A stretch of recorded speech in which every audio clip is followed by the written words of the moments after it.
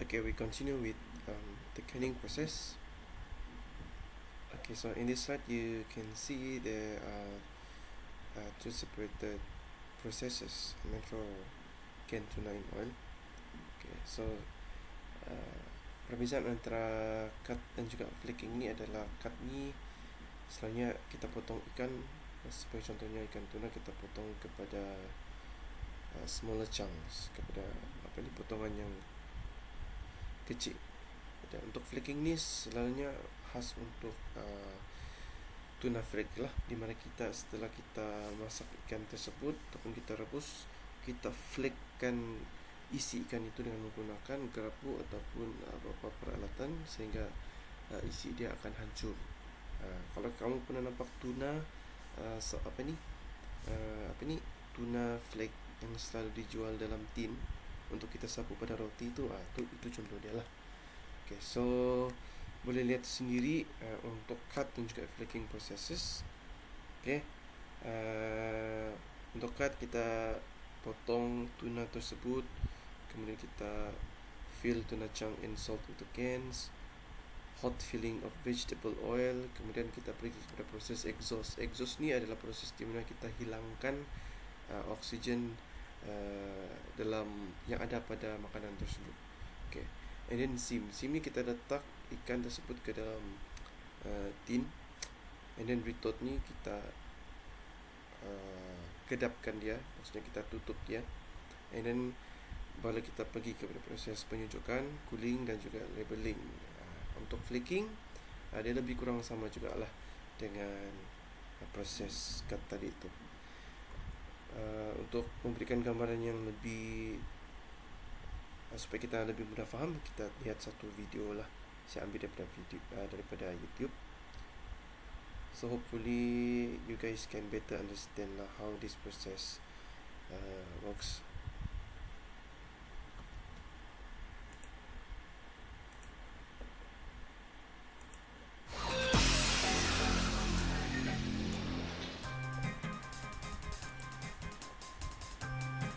Sardines from the Pacific coastal waters off of Costa Rica are freshly packaged in a variety of tasty flavors. It starts when sardines are put into a vat of icy water to keep them fresh. The fresh sardines then go through a machine that deposits the fish onto sorting lanes. Each lane allows a certain size fish to fall through the gap onto a chute below. Then workers load a specific size of sardine into a machine that removes the scales. Removing the scales takes 3 to 11 minutes, depending on the size of the fish. Workers then place descaled sardines onto trays that take them into a cutting machine. They arrange the sardines on the trays in such a way that blades inside the machine will cut off the heads and tails. It also cuts open and cleans out the bodies of the sardines and readies them for packaging. The packing cans travel by conveyor to a workstation with their bottom side up and open. They fill the cans manually to decrease the possibility of introducing foreign matter into them. Then another worker turns the set over and sends the open bottom cans into an oven that cooks the sardines at about 212 degrees Fahrenheit. All the cooked sardines gradually funnel into a single file, and depending on the product, a filling machine treats them to oil or a specific flavor of tomato sauce.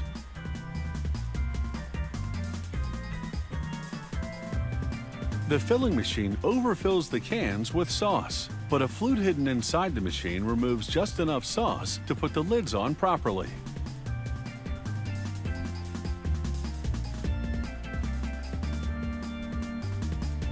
The machine pressure seals the lids onto the cans so that when they exit the machine, they're airtight. Pallets of cans then go into a chamber that sterilizes the product to keep it fresh. Then the cans go into a labeling machine that applies a thin coating of glue and pre-cut paper labels onto each one. The finished product comes out of the machine with an attractive full-color label ready to ship to the customer.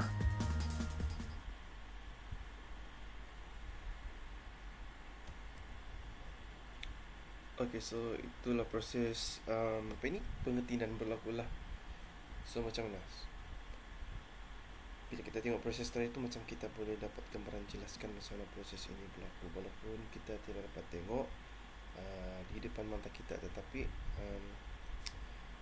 so itulah cara ataupun proses pengetinan ini dijalankan. Okay, next kita lihat filet. Filet ini yang macam seperti yang kita tahu, dia adalah isi ikan lah. So what do you have to know about filet? Okay, filet ini sebenarnya pemilihan ataupun cara untuk menghasilkan filet ikan ini pun sebenarnya adalah penting lah. Okay, ikan yang paling mahal untuk dijadikan filet adalah ikan cod, adalah sejenis ikan yang hidup di kawasan di Mesir. Kenapa dia mahal? Sebab dia agak sukar untuk ditangkap lah ataupun dicari lah.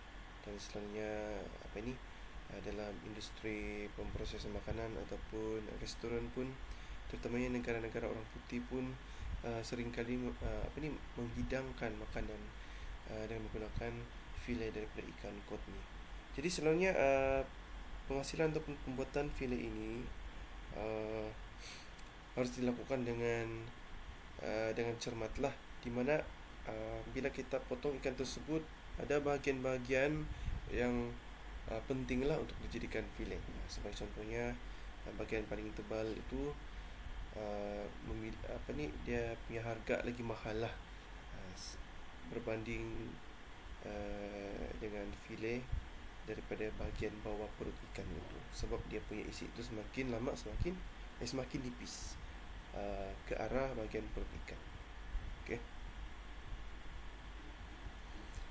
Okay, kita lihat packaging techniques for downstream manufacturing products. Okay, packaging of fish-based products. Okay, so sekali lagi kita lihat fungsi pembungkusan makanan adalah untuk beberapa faktor yang kamu lihat dalam ni lah. Okay.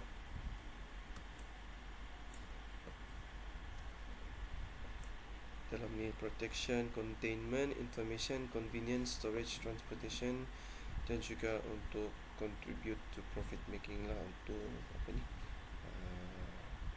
menyumbang ke arah profit lah, keuntungan. Okay, selection of packaging materials depends on the characteristic of fish products. Okay, bergantung kepada produk ikan kita, sama ada kita menggunakan fresh fish, semi-processed fish, processed fish, dan juga fish-based products. The type of packaging material, thickness, opaqueness, gas and water vapor permeability. Ini pemilihan untuk bahan packaging lah.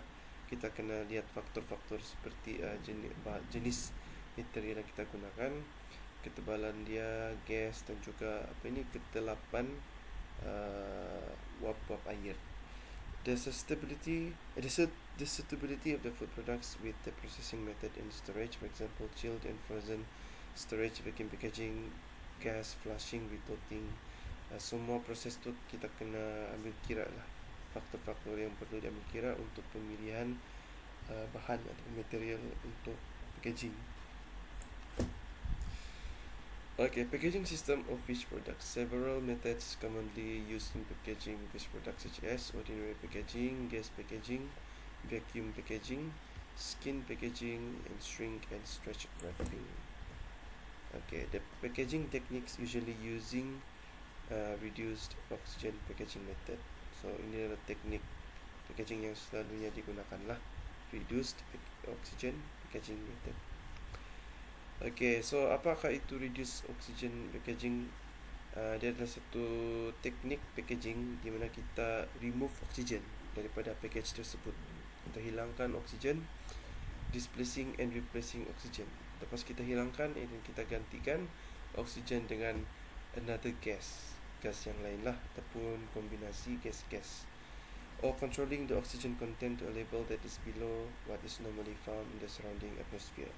Sebab konsep pengetinan ini adalah menghilangkan oksigen. Kita tidak mahu ada oksigen di dalam tin ataupun kita punya packaging lah. Teknik ini juga boleh memanjangkan shelf life of food lah. Dia boleh memanjangkan uh, seberapa lama makanan ini boleh bertahan. Okay, reduce oxygen packaging includes, ada dua lah. Satu vacuum packaging, yang satu lagi MAP, iaitu modified atmosphere packaging. Okay, kita lihat vacuum packaging. Tahu kan vacuum tu macam mana? So, bila sebut pasal vacuum ni, kita remove air, kita hilangkan udara daripada bungkusan makanan tersebut, dan juga packaging tersebut dikedapkan ataupun kita airtightkan dia.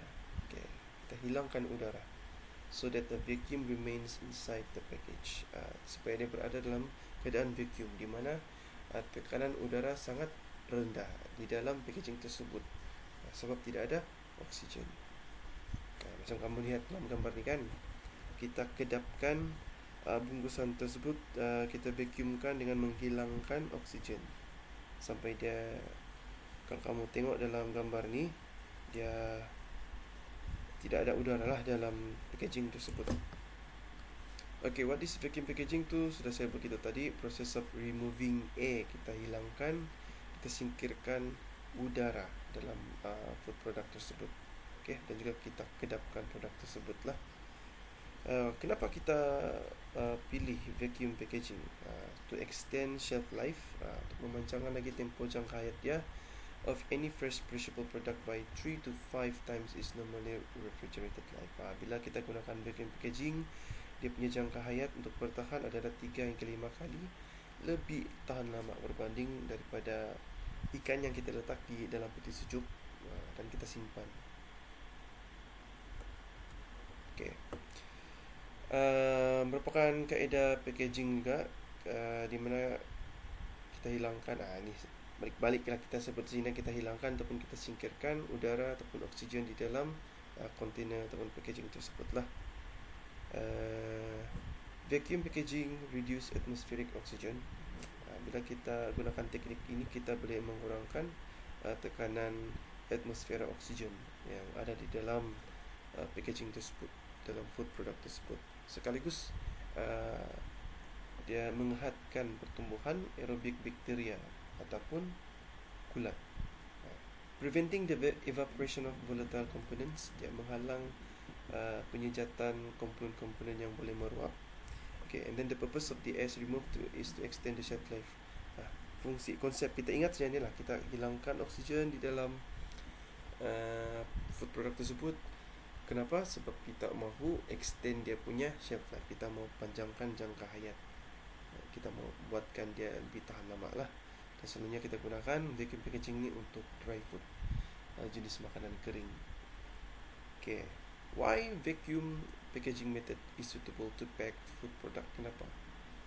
Kaedah ini, kenapa pernyataan ini menyatakan bahawa vacuum packaging ini sangat sesuai untuk mempacking produk makanan. So boleh lihatlah dia punya sebab di sini.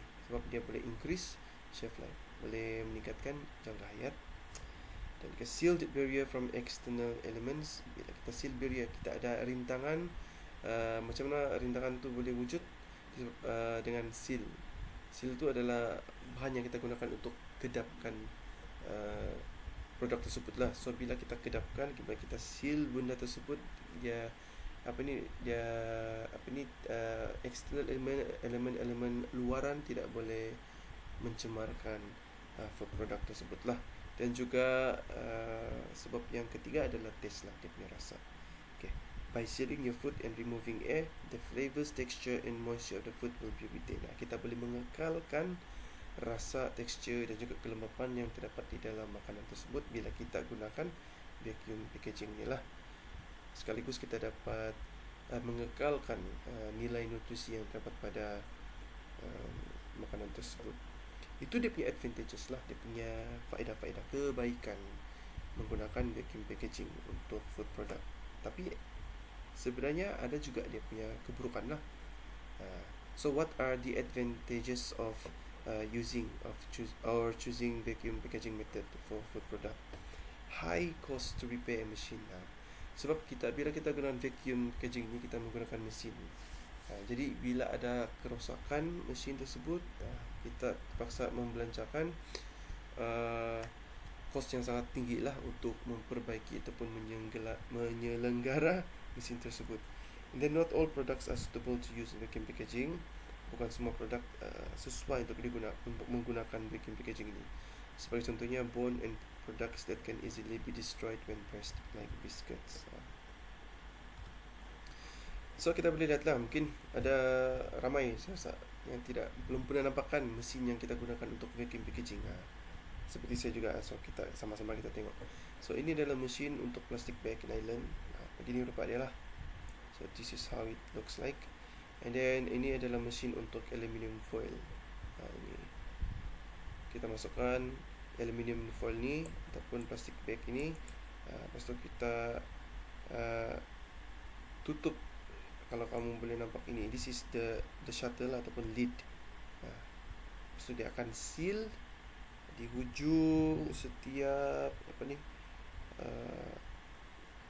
hujung aluminium foil inilah untuk proses kedapan udara. So ini kita boleh lihat contoh macam mana untuk melakukan proses pengedapan, sealing sealing proses. Starting position macam ni, and then closure of lid, kita tutup dia. Mula-mula starting position tu kita letak lapis di bawah ini, and then kita letak produk yang kita mau seal tu lah. Lepas tu kita tutup dengan aluminium ataupun plastik nylon, and then kita tutup menggunakan penutup mesin tersebut. Okay, and then drawing vacuum, air is removed from chamber and inside of vacuum bag. Lalu terhasillah situasi ataupun keadaan vacuum di mana tidak ada udara di dalam produk tersebut, packaging. And then sealing of vacuum bag, and then reintroduction of air, opening of lid. So sebenarnya kita buat benda ni dia berulang kali lah untuk betul-betul memastikan bahawa tidak ada udara yang terperangkap di dalam packaging tersebut. Ini untuk mesin lah. Untuk glass bottle, saya pun sebenarnya tidak pernah tengok benda ni lah.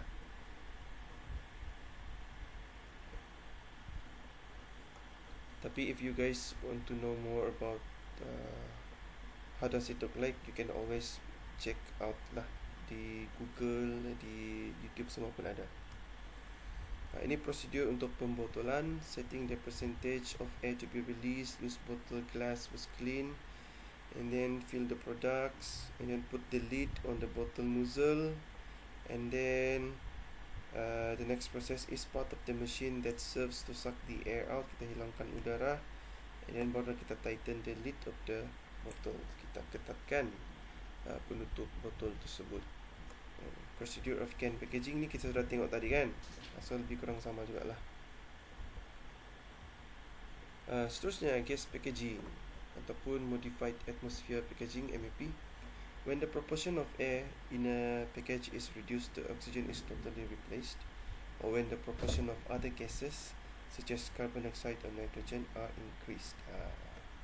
Ini beza antara MAP dengan vacuum packaging lah. Kalau vacuum packaging tu kita hilangkan serta-merta udara ataupun oksigen, segala gas yang ada dalam packaging tersebut. Tetapi kalau MAP, kita hilangkan oksigen, tetapi kita gantikan dengan gas yang lain lah, seperti contohnya gas carbon dioxide ataupun nitrogen. Okay, ini adalah contoh-contoh ataupun jenis gas yang kita gunakan untuk gas packaging, iaitu nitrogen, oksigen dan juga carbon dioxide. Di mana kamu boleh lihat sendirilah apakah fungsi untuk setiap gas. Okay, and then kita boleh lihat advantages of gas packaging. Kebaikan menggunakan gas packaging lebih kurang sama jugalah dengan vacuum packaging. Okay, increase shelf life, and then improve presentation, hygienic stackable pack, easy separation of sliced products, little or no need for chemical preservatives. Okay, and then increase distribution area and reduce transport costs due to less frequent deliver, centralized packaging and portion control list. reduction in production and storage costs due to better utilization of labor, space and equipment. And then gas packaging can reduce spoilage, which means fewer returns. Maksudnya ni reduce spoilage ni boleh mengurangkan kerosakan makanan lah. Okay. And then the technology has the potential to open up new markets for fresh and chilled food while simplifying distribution logistics. So ini adalah dia punya kebaikan lah menggunakan gas packaging. Lebih kurang sama juga dengan menggunakan vacuum packaging. Disadvantages. Setiap apa yang kebaikan tu mesti ada keburukan dia. Okay. Keburukan dia untuk gas packaging ni sama juga dengan vacuum packaging, di mana cost capital untuk pembaikan ataupun penyelenggaraan machinery ini sangat mahal. Then cost of gases and packaging materials, cost untuk gas dan juga benda untuk kita packaging kan mahal juga. Cost selalunya keburukan dia ini adalah melibatkan cost lah. Okay. Cost quality assurance system, cost of analytical equipment, and then increased pack volume, which will adversely affect transport cost and retail display. Potential growth of food-borne pathogens due to temperature abuse by retailers and consumers. Untuk yang F ni, ada potensi untuk pertumbuhan patogen, iaitu mikroorganisme daripada makanan yang disebabkan oleh pengendalian yang tidak betul, temperature ataupun suhu yang tidak betul daripada peruncit ataupun pengguna lah. Okay, the benefits of MAP are lost once the pack is open or next. Jadi untuk gas packaging ni, selepas kita buka sejak packaging tersebut tu, dia punya kita tidak boleh simpan benda tu lama lah. Maksudnya once kita buka packaging tersebut, kita terus boleh kita kena